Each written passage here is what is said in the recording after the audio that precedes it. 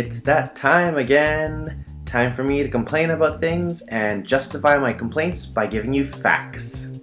And if you're into reading, this is a really good book. Totally worth your money. So, bad teachers. We've all had them, and for better or worse, they've influenced us in a way. Whether that be bad marks, making us hate a certain subject, you get the gist of it. But what makes a bad teacher? I think to make things easier, I'm just going to point out my list of things that I find makes a bad teacher, and if you guys don't agree and if you guys get offended, well, you can comment underneath and I'll read them later.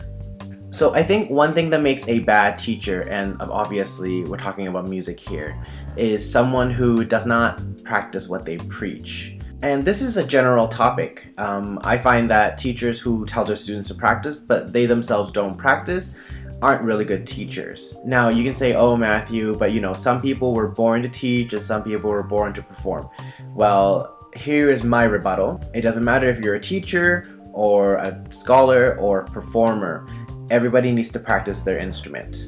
You need to know how your instrument works. And it's really, really hard for a student to understand why the teacher tells them to practice all the time when the teachers don't practice.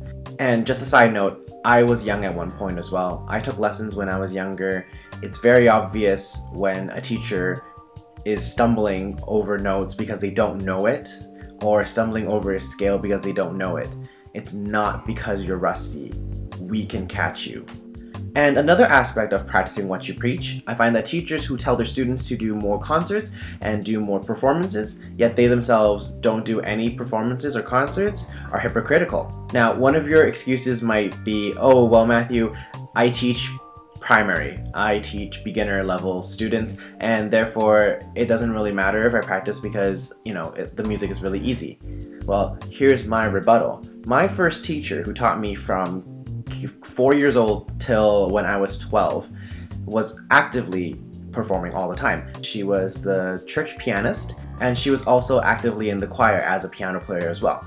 And I know she practiced the hymns a lot because it was very, very solid. Her chords never broke. They were always solid and they were always legato. And she always practiced in between my lesson and my brother's lessons and my mom's lessons. So it was very, very obvious that she performed a lot.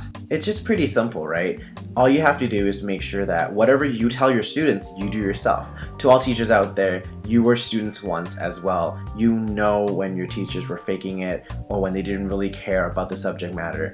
And I'm sure that had a lasting effect on you in your experience in whatever classes you were taking. Bottom line is, you need to practice what you preach. If you tell your students that they need to be practicing at the piano 2 to 3 hours a day, well, you probably should be practicing about that much too. At this point, if you're teaching, you should have enough repertoire underneath your belt to be able to pick up new things and be able to sight read things and to learn new things on your own. Secondly, if you're going to ask your students to do more performances, set up recitals for them to do, you yourself should be thinking about maybe finding places for you to perform, either on your own or with your friends or with community members, or even joining a group, like say a choir or a mini orchestra or a chamber ensemble. There really is no excuse for us as music teachers to not be practicing all the time and not be performing all the time. You really need to set a good example to your students. And if you're not doing this, and if you're not actively practicing or actively trying to find performances and chances for you to perform, I would ask you to maybe think twice about teaching, or think twice about what message you're sending your students every single time you teach them. So I'm done complaining and I'm done giving you facts. If you like what you hear,